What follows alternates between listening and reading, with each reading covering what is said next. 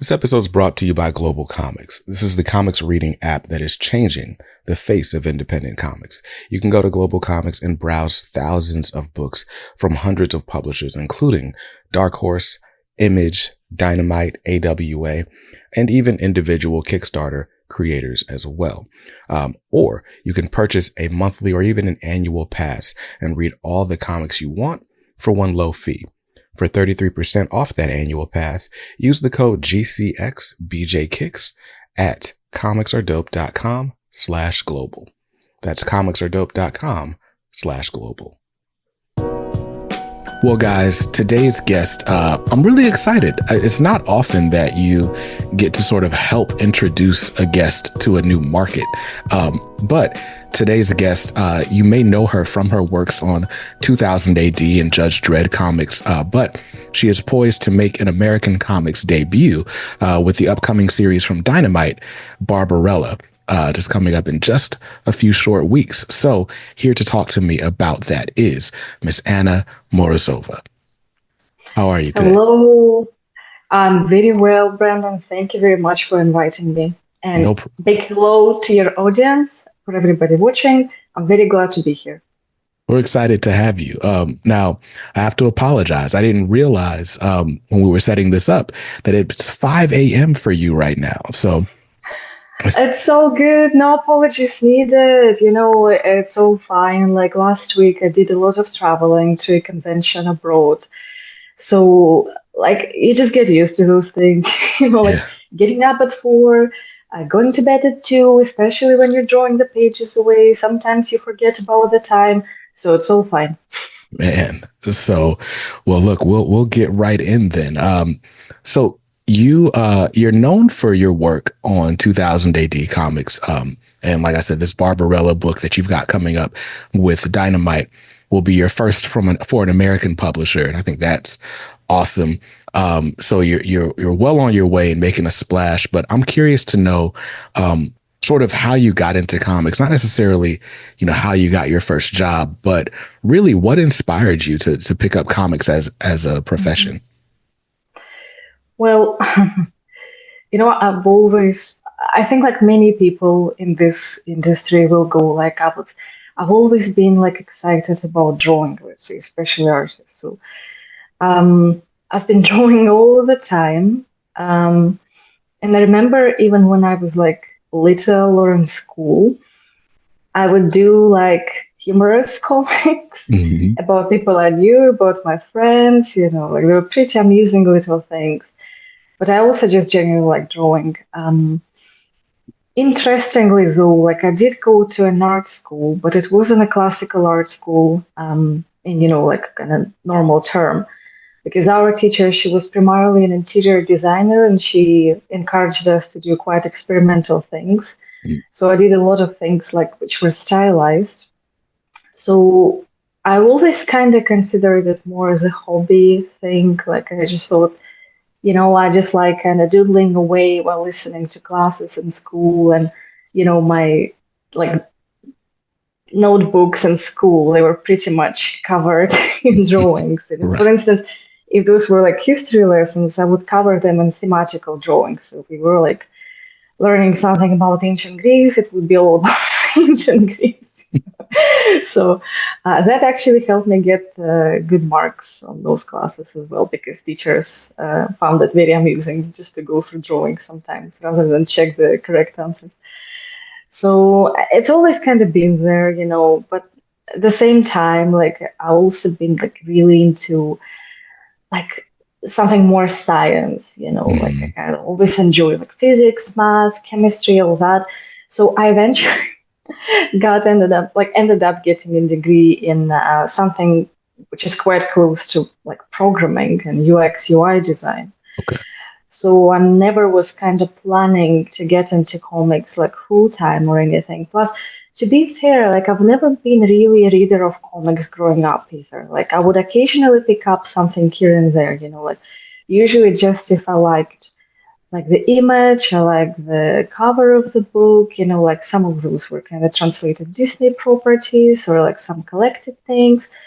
And I would always go through art. I always enjoyed art, but I would never commit to reading like, let's say, proper like American series, for instance, or Mm, British series, you know. But I do remember like reading some of the translated European comics because they were of Disney property. And that was the time when I discovered like some fantastic Italian artists, you know, so my influence has always been kind of like more even European, if you will, until mm, I discovered American comics. So I really only got into making comics just after finishing my degree, my like undergraduate degree, and I got an offer of a job in a like financial company pretty much as a UX UI designer. mm, But the university at the time they were doing like a master's postgraduate program in comics, mm, like year long. And since my UX UI project, digital interaction project, if you will, like app design, was pretty much implementing comics into city environment and like telling a dark history of the town through technology of AR, which mm. I then illustrated myself. So it was similar to Pokemon Go, where like people would go to the city center, they would scan surroundings, and then some dark story about witchcraft in a small city in Scotland would be told. So I presented this project, and people at the university were like, "Oh, like sure, you can either go for a job, or we have this comics course which you can try." And to me, it was a challenge. So I thought, okay, I'll use this 1 year to essentially develop a portfolio and see if I'm capable of doing something like that. Um, like do my kind of test on sequential art properly and things. And this is how I ended up getting a job pretty much Wow. after graduating there. So, and I've been working, and 2000 AD became my first employer. So it just so happened that they saw the work of the students of the university and they were like, hey, come and draw a feature shop for us. Wow. So that's that's interesting. So I've got friends who are well, my best friend is actually in UX UI design. Mm-hmm. He was a graphic designer first and just sort of found that as like a nice entryway into like, you know, a nice cushy tech job. And it's working out for Mm-hmm. him, right? Like it's quite lucrative. It's quite an interesting, fun, pleasant job. I absolutely understand your friend. Right. And so what's interesting to me just hearing your story is like UX UI design can be like a pathway to, you know, a pretty comfortable career, right? And as you're pursuing that, you sort of get bitten by this comics bug. And, you know, by all accounts, comics is not a very lucrative career. What was it about comics that made you decide, like, even though you have these skills, these technical skills, like this is what you wanted to pursue? Uh, I had this like really nice vision of, you know, like, wouldn't it be amazing to just be able to draw pretty much every day Mm, and get paid for it, you know? And of course, drawing is hard, drawing is difficult. It requires quite some time to develop skills, you know. And it's at the start, especially, it was quite difficult. But somehow, like, I can't quite explain it, you know, but it just felt like a right decision. mm, Um, because to me, it seemed like you're pretty much in charge of your, up to a point, you're in charge of your creative flow, you know. You are working with a team, like with a writer, with the editor, but you can develop and explore more there. Um, so they just, I remember like actually making this decision, you know, because the job was pretty much right there, like internship, you know, which would pretty much lead to a job because we did some really interesting collaboration with the company, you know, and some other offers, and then essentially the opportunity to go for this degree. And I just felt like I want to be drawing. Plus, it felt like, you know, because I never considered that it would be possible. mm, I thought it would be too good of an opportunity to miss out on. for So sure. this is why we're here now, talking about Barbarella and all the things. Right. Yeah, no, that's amazing. I think it's really cool. I mean, part of the reason I do what I'm doing, just in interviewing people, is like it's so awesome to hear people's stories, like to understand sort of what makes them tick. But it's also inspiring to hear, people pursuing artistic careers or creative fulfillment, while making a living for themselves. Like, it's possible. Um, so I'm curious to get a little bit more into your background. I know that originally you're from Russia and you've kind of been Mhm. all over in Scotland and the UK. But I'm curious to know, like, maybe how the different places you've been and lived may influence your work. Do you feel like there are things that you've picked up just in your travels? I would say so, yes. Because it's an interesting background altogether. For instance, when growing up when I was little, I remember reading those amazing like folklore books, which were often illustrated. And they were illustrated in a very sophisticated way, very realistic, beautiful drawing, but at the same time, it was fantasy.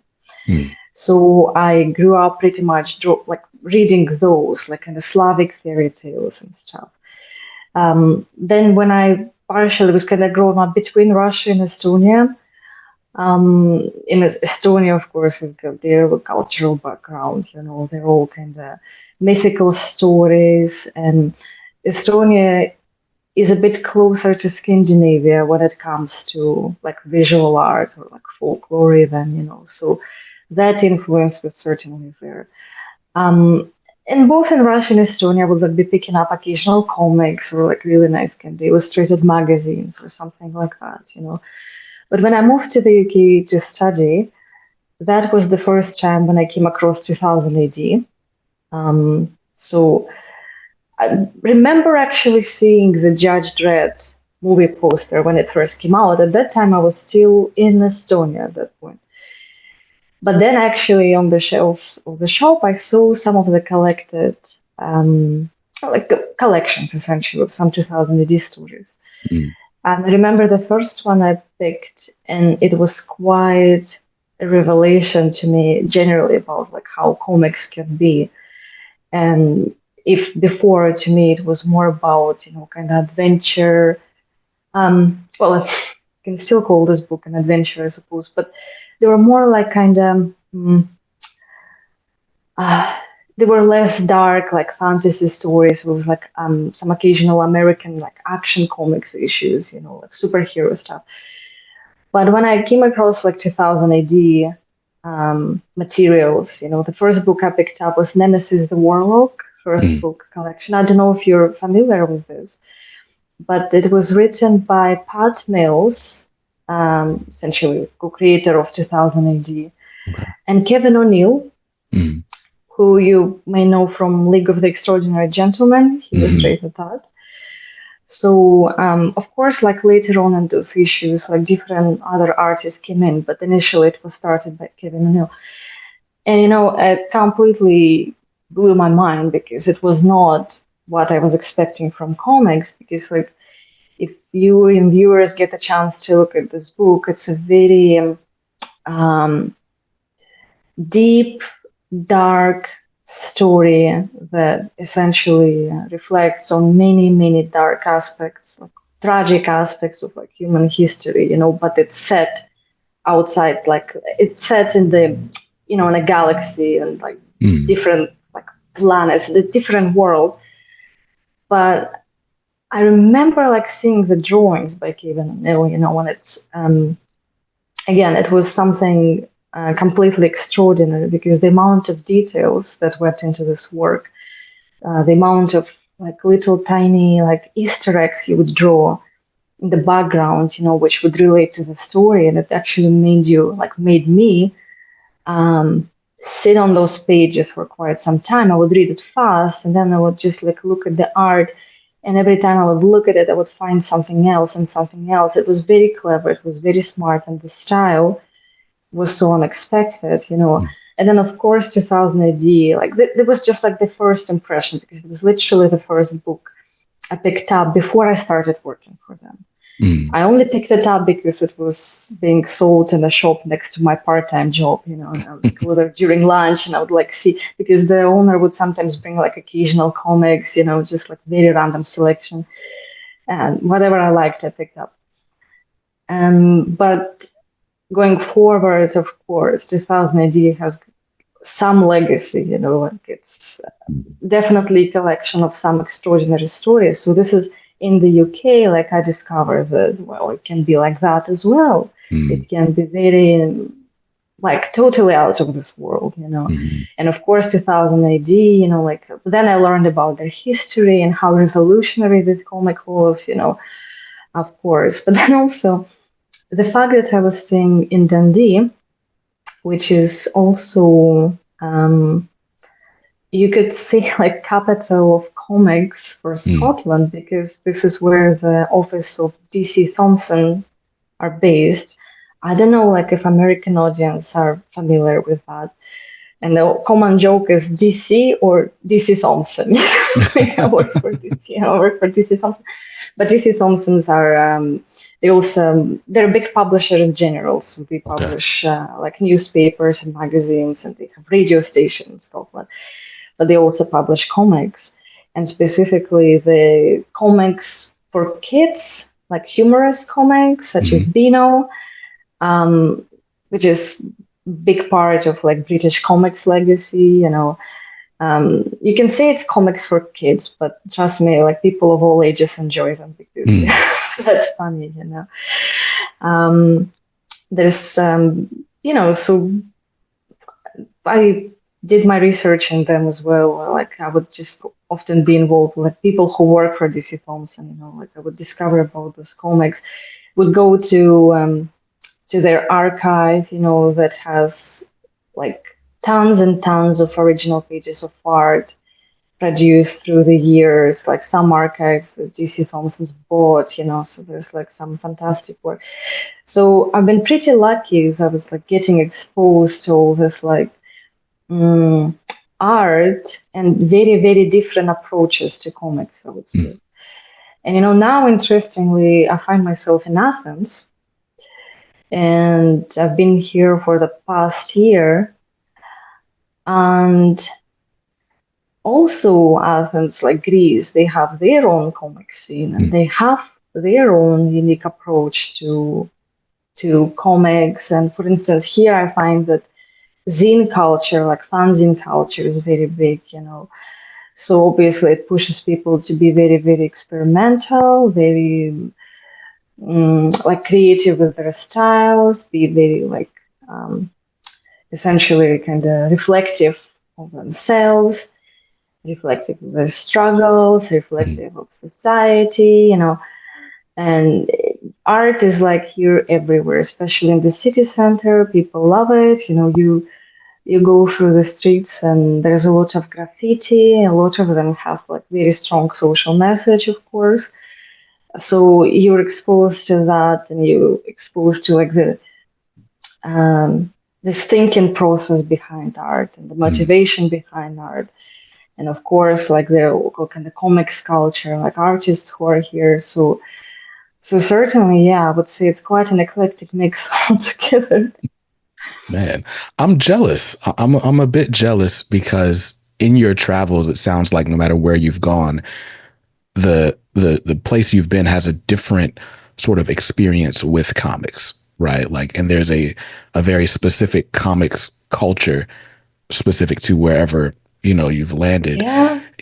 Here in the States, we have what's known as the direct market, and it's pretty much every comic shop in the country pretty much carries the same comics, and we all order out of the same catalogs. Now, we do have like an indie culture as well. Like there are small press expos and different like conventions you can go to. Mhm. And so you'll start to see different things, like different cities might have sort of local people who are doing comics, but we don't hear about them on a by and large level. It's just kind of, if you happen to go there, if then and it's really underground. Mhm. But being able to just go to a different city and just be like, wow, okay, so this is what comics are like in Athens. This is what comics are like in Dresden. Like interesting to me. Yeah, like quite interestingly, you mentioned that, but when I did the master's in comics in Scotland, which was very much a creative degree, it was like postgraduate in art, Mm, which was interesting after undergraduate in science to like move into art and feel like, oh, this is great. So we obviously like most of the time we spent doing making comics, like drawing, developing skills. But of course, there was like a theory part as well, like different mm, lectures where would like the students would be like presented with various examples of like sequential art from around the world, and this is also like where you see like, wow, this is like totally different approaches everywhere. But I remember we did pay quite a bit of attention to the US underground scene as mm. well, like comics that were not necessarily mainstream. I remember I was quite under the impression I had to do a presentation about that one. It was American Splendor. Yes, Um, you're aware of this one, yeah, yeah, yeah. yes. Yeah. So Harvey that was Picar. yes, yes, yes, yes.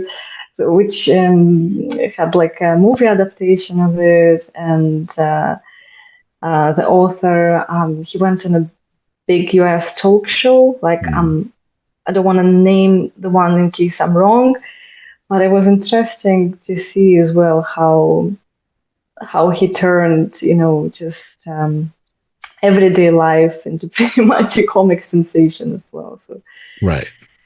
that was one example I remember clearly. That's cool. It's cool to hear how other people experience American comics. Because for us, we grow up with like the different cartoons, and for the most part, Mhm. until you really dive in, comics are just superheroes. And, so if you ask the average American, hey, do you read comic books? Like, no, they might go see a Marvel movie or something like that.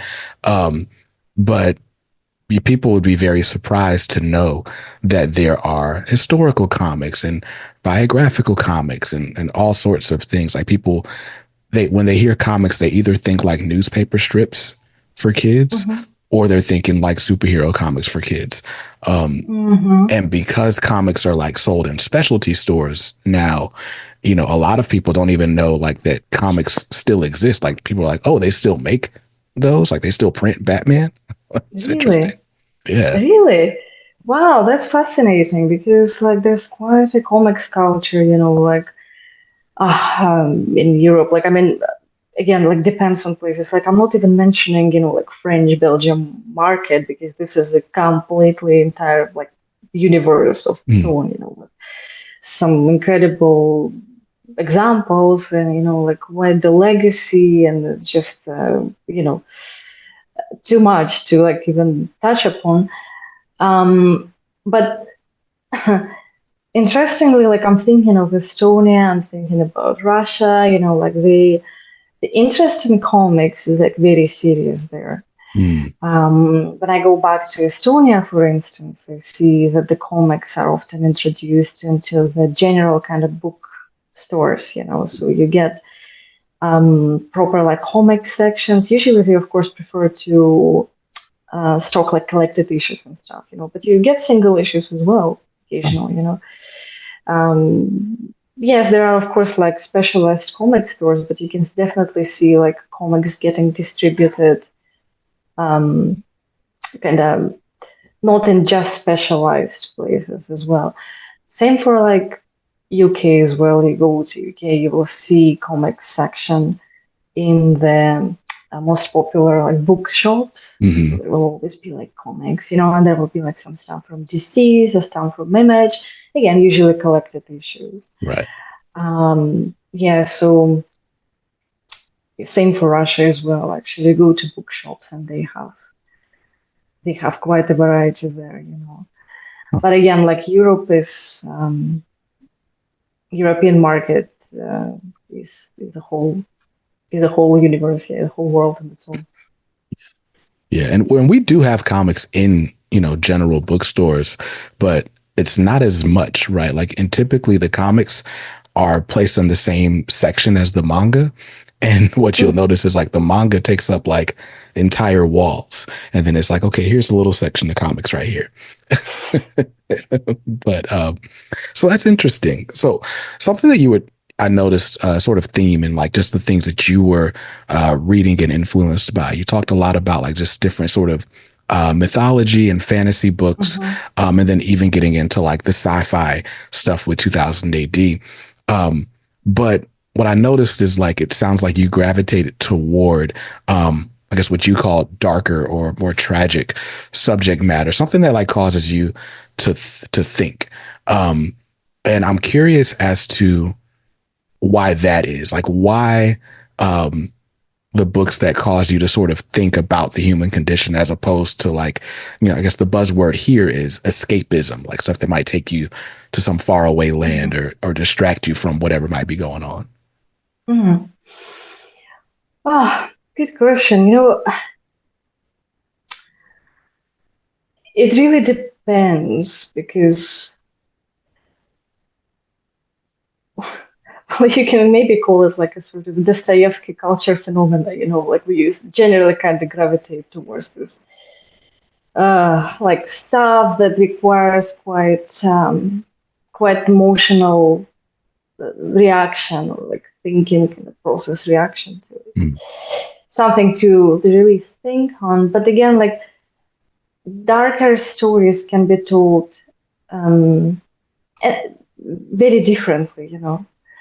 And especially with 2000 AD, like if you like familiarize yourself with like Pat Mills's writing, like John Wagner's writing, like these people can totally touch upon on like a multitude of different views and multitude of different problems, multitude of different tragedies. But how they tell those stories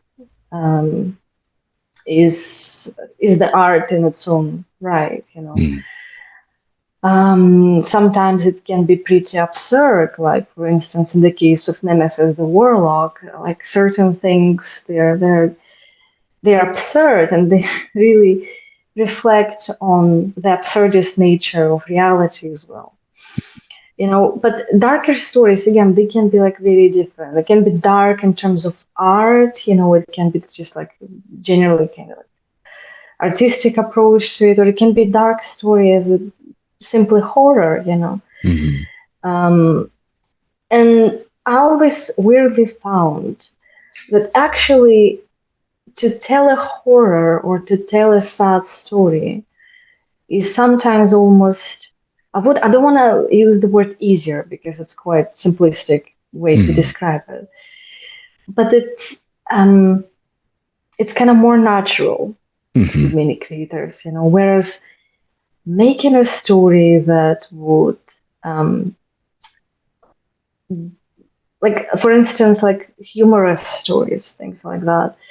Many like cartoonists working for like humoristic comics in the UK will agree with me. This is often a subject for debate for comics fan in the UK, especially the fact that comics that are like would describe like funny ones, they require some skill to write and draw. They require quite the thinking. And they can also be pretty deep, because the jokes that are getting delivered, again, they can be very reflective on society. They can be very reflective on people's behaviors. Like, how do you encourage that thought? So many writers and artists, they will agree that, actually writing so-called like funny stories is way more difficult. It requires more thinking and craft. Whereas, like some, like many, like not many, but some people from the fan base would be like, oh, like these like stories are funny. They're not dark enough. Like we need like our brutal stories. And, like it depends like what people describe by dark. Do they mean horror, or do they mean just like kind of brutal action comic? Just like a lot of dark action taking place. Right. Or dark in terms of its context, because even funny, humorous things can have a dark context, Yeah. And so, so this is why, like, I would look at everything and appreciate the approach to everything, whether it be like humorous comics, funny comics, action comics, like dark psychological comics, or horror, like all of it. Mm, but interestingly, when it comes to like action superhero comics, Mm, those I would particularly enjoy for the art, hmm. like the actual like art influence, Yeah. because there's a lot of dynamism taking place, there's a lot of technicalities that go in there. So to me, like for instance, there would be like a book for thinking, and there would be a book to like go back to and look through page by page, like some, I don't know, crazy Harley Quinn story. But if Hmm. it was drawn by John Timms, I would be all over it. Right. Right. I love John Timms. Um, He's a great guy. yeah. I think it's something you touched on. I think it sort of it illuminates things for me, right? Like just sort of the culture um, of Europeans, right? Kind of wanting more like meaty stories or stories that sort of make you think or maybe reflective. Uh, it kind of it makes sense as to why like what we call the British invasion changed comics so much here, right? Like in the States when, Alan Moore came and Grant Hmm. Morrison and even Mark Miller later, right? Like there's a time period where it's like those darker, more sophisticated stories like really kind of grabbed the culture here because we hadn't really seen that before. Um, and now they're all the rage. Everything's is a bit darker here. Whether it's in tones of like sort of a tragic tone or like right now specifically, horror comics are really big in the States. Um, there's a lot of different independent comics popping up, and a lot of them are generally have some sort of a horror lean, both horror and fantasy, which is fun. Hmm. Um, but another thing I think we were just talking about sort of the nature of darker storytelling. And I think I've never written comics. I was never like a writer of narratives. I used to write music. And Mm. there there is a sort of thing where it's like the darker stuff tends to come easier because it's cathartic, right? Like you may not, It is. you're sort of processing things as you're putting it down on the page. And in a way, you know, not having a fully fleshed out thought works for most people. Like it'll give you the emotion, even if it doesn't give you an answer to the emotions. And people like that because it's like, well, I relate to feeling this emotion. Um, Yeah.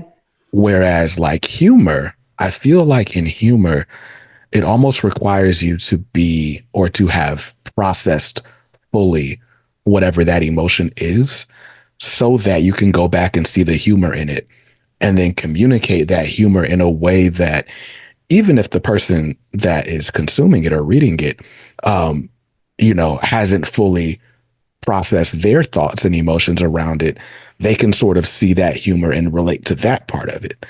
But Yes. I think both are difficult because it's difficult to sort of get your emotions out in a big ball or mess or whatever and then make sense of it. But it's also difficult to sort of evolve your thought enough to find the humor and find a common thread that'll resonate with other people as well. And so my hats are off to people that can do either because I can't. Right. It's interesting, like how you mentioned, like how you were writing music. Mhm. I do have like a very good friend of mine who's working on his own material and music.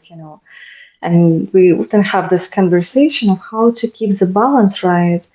Because sometimes you really want to write, as you said, a cathartic song where you have to get those emotions out. Mhm.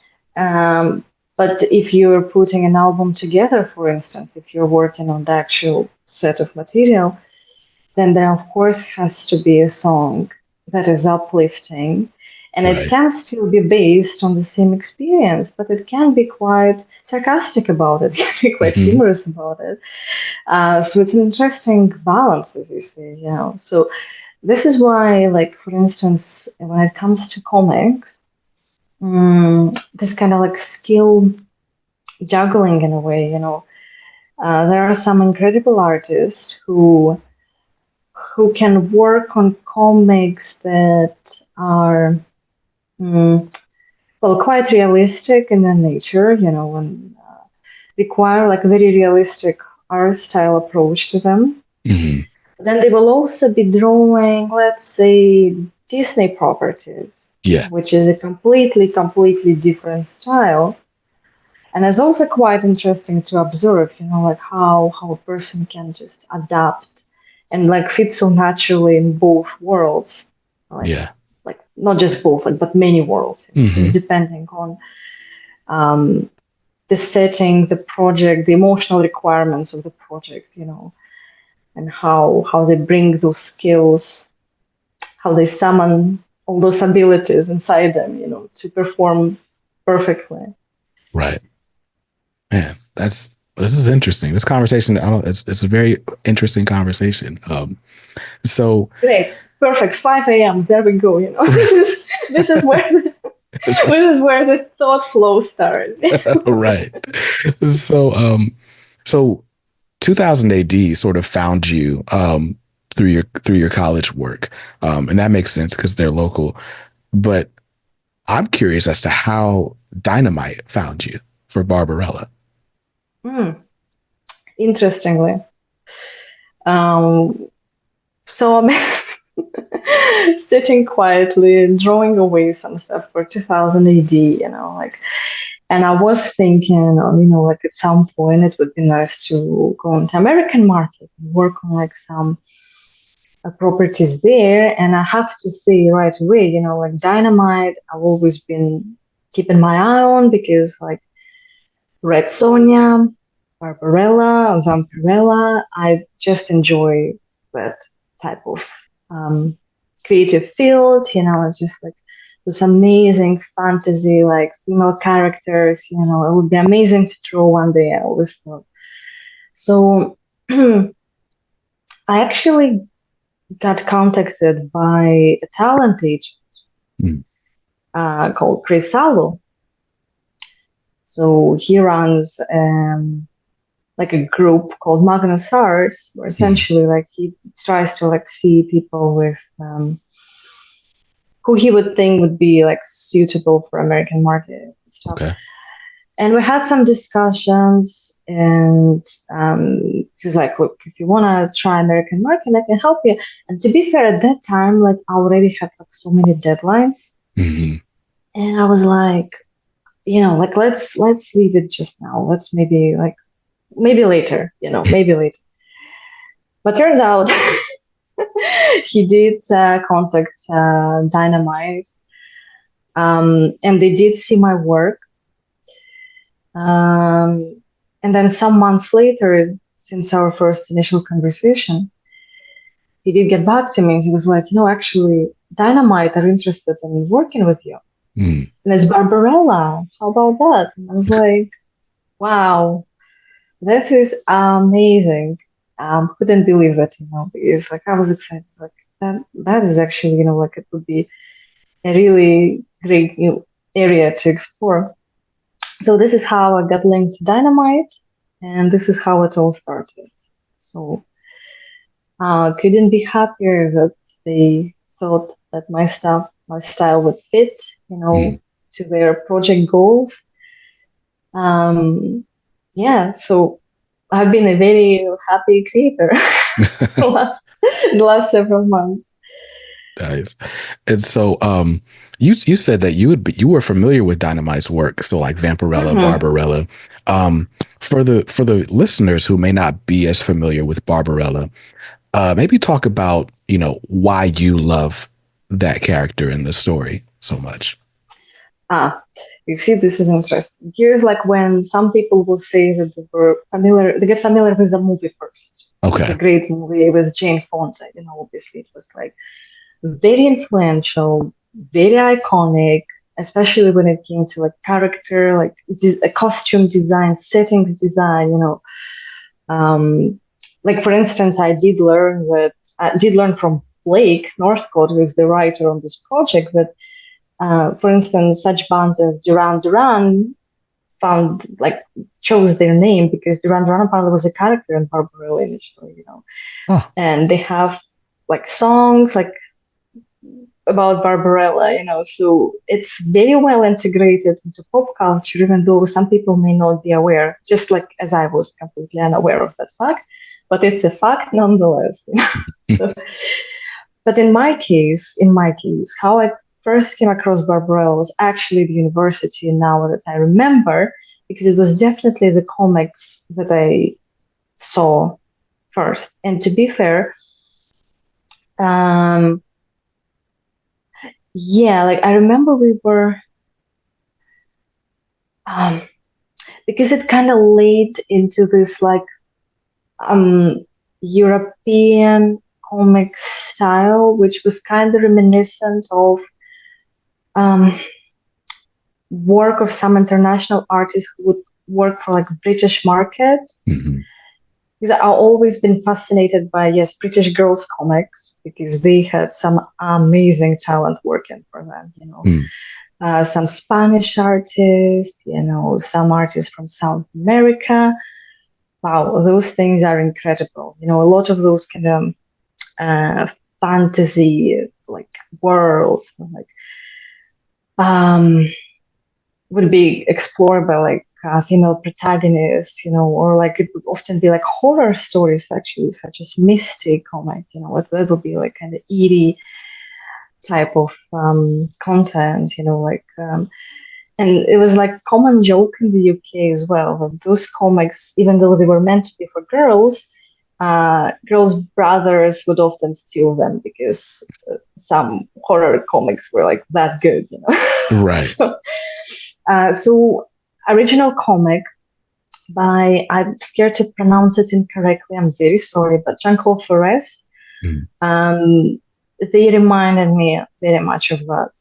So I remember coming across them, and it's just like fascinating, it's like a space adventure, crazy, like a bit psychedelic, if you will. Uh-huh. Surreal is probably the better word for that. Surreal. So this is how I like got to know about the character first, by seeing some of those like examples of the original comics pages, Oh. Yeah. I can hear you. You're good. It's my camera messed up, but you're good. Okay. So, but then I found out that yes, Barbarella indeed exists to this day in comics. Mm. So there's like different kind of variations, and I came across some stuff online, like some beautiful art by different artists. So she's always fascinated me as a character, like artistically. I thought that would be quite a challenge. That would be quite something to work on. Mm. So it's funny because like here in the States, both Barbarella and Vampirella, a lot of the times there's a stigma placed on those properties just because of the covers or, how the women are depicted in the art. And so a lot of times, like we're not super familiar with the story. And, it gets placed in like a darker section of the store and stuff like that. Like, and it's almost treated like pornographic. And so it's interesting, for you, right? Like just talking about the story on the inside and being inspired by these sort of female heroes and the adventures they're going on. As a woman, I feel like I don't know that I've ever spoken to a woman about Vampirella or Barbarella for that matter. But I think that's interesting that like for you, she's really like a hero and like and something to like look up to in that way. It's a fantasy. Mm-hmm. It's a fantasy. And, it's the type of world which allows creative exploration, some interesting artistic visualization, She's a character who can be in a variety of scenarios, some of them can be a little bit on age, they can be like quite erotic, they can be humorous, they can be proper action, so you get to explore this kind of multitude of like several dimensions are to this character. So in those again, like it's interesting because every creative team, they will bring something of their own, and some people may take it to more like towards a more edgy approach. Mm-hmm. Some people would take a more kind of like how do you say, like not humorous, but like kind of cheeky approach to things, So it's interesting, because this character has got quite a legacy, and we can see like from the very like first original source how the original creator intended for it to be, and how then other teams approach this character and how she develops for it, So I understand the thing about the stigma, of course, but it is comics and it is the worlds like that we can explore. Again, like sometimes we do it, to encourage some deep thought, sometimes it's puristicism, sometimes it's just a funny, nice adventure that is like nice to draw because you get to draw like different worlds. You get to draw something that is, just outworldly. Mm. So, yeah, like I personally like seeing how characters sort of develop by being tackled by different creative teams. Yes. It's like pretty much like think of Batman, for instance, like which was pretty much like the action comic, like superhero. And then it got darker. Then it got totally influenced by what we discussed before. And it's a completely different thing. You can get, for instance, like Frank Miller's approach to things, was just like, ooh, completely next level. Or you can take this character and put him on a more kind of, maybe not so dark, but more like in the sci-fi action setting, And same with Barbarella. So I think those characters totally deserve different styles of exploration, And I know that even though like initially there was like maybe some kind of erotic intention, which was like experimental, especially back then, but now it's like there's so many more things you can bring to the character. Got you. It's funny because Batman was the example I was going to give as you were talking, but yeah, Batman is one where he feels really malleable. Like there are a million different takes. There's dark, edgy Batman. There's, really like horror, supernatural Batman stories. There's like kids, campy Batman stories, and they all feel like they ring true. Like nothing feels like it breaks the character. So how would you describe yours and Blake's approach to Barbarella for this series? It's quite an action one. So essentially, it's quite like what it was like. Let me find it for you because I saw just now actually. Screen Rant described it as Barbarella officially returns with a sarcastic critique of low-effort sci-fi. So there. Essentially, it's a kind of meta look at the entertainment industry of today. So Barbarella finds herself in a very difficult situation when she thought that she would go on a nice vacation to an entertainment planet, only then to discover that her entire adventure is being broadcasted to billions of beings inhabiting the universe, and essentially the adventure revolves around like how she tackles that problem, what she's gonna do about it. So you get a bit of like it's quite a mix of different references, So Blake is a fantastic action writer. She like I was saying like it's a bit crazy, but with this project, I get to draw like a little bit of everything, because we're essentially throwing the references and some settings or jokes about things that people like who are familiar with kind of mass pop culture, they will certainly recognize them. Okay. So I guess without spoiling too much, what would you say was one of your favorite things that you got to reference in these pages? To reference, there's still like quite a few things to come to draw. Uh-huh. So I would maybe hold off answering that as of yet, simply because we're still in the process, so there's like,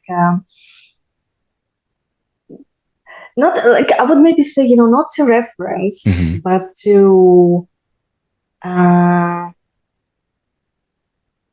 to draw as well. It's like, what was your favorite thing to draw? As I said, like it would be a difficult answer because the action, like the plot is so, like, we're going from one thing to another,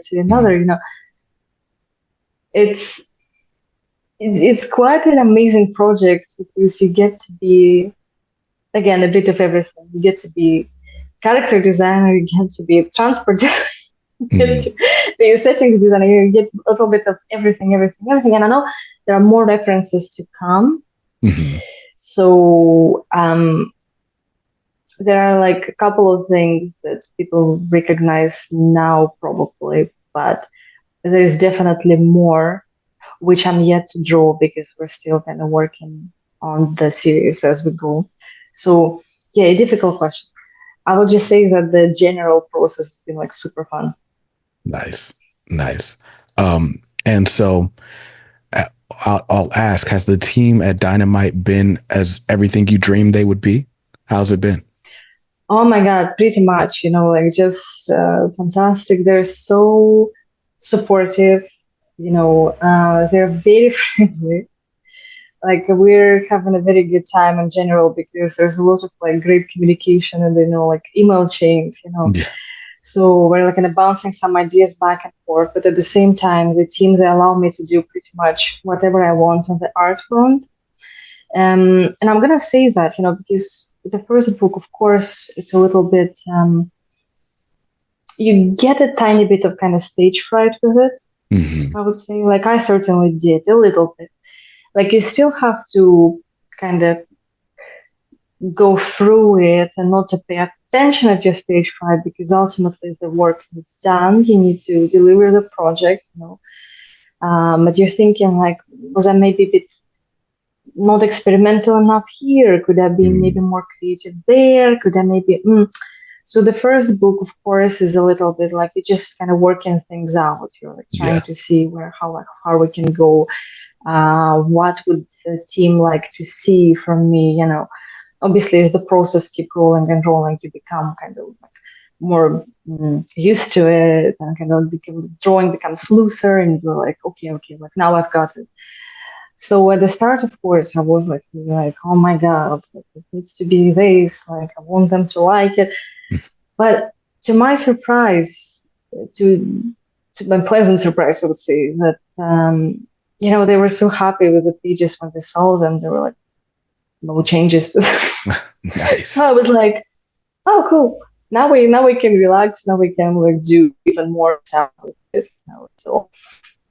So I was very happy that they were happy. They were supportive. I'm very happy with just how the project is moving along. Couldn't possibly thank Dynamite more for the actual support, yes, behind the scenes, all the creative process and all the like technical side of things. So I'm just hoping that it keeps going as nicely as it is right now. And I'm really hoping that the readers will enjoy it as well, Yeah.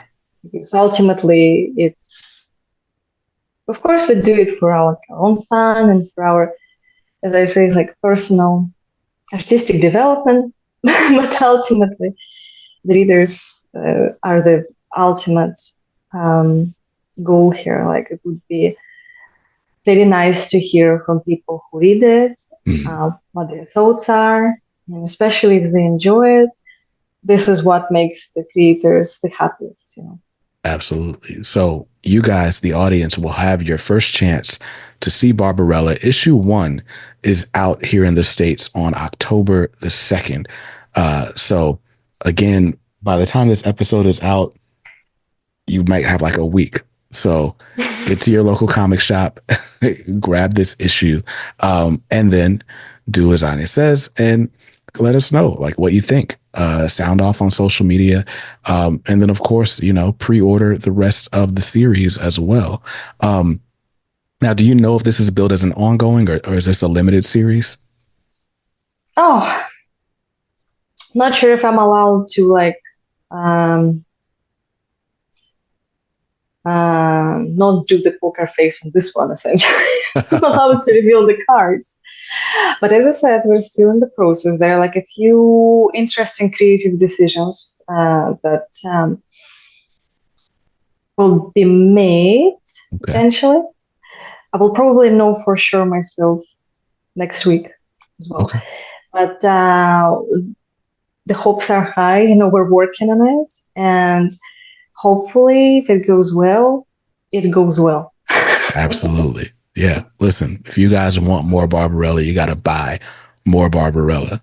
So definitely head to your local comic shop. You can pre-order that, or you can even go online and pre-order it. But the most important thing is to talk to your shop, let them know, hey, I want to be down for this series. You know, we have to order stuff 2, 3, 4 months in advance sometimes. But that's what's going to send the signal to Dynamite to say, oh, they really like this. Let's keep pumping it out. So do that. And Anya, where can the audience find more of you and maybe see your work outside of Barbarella?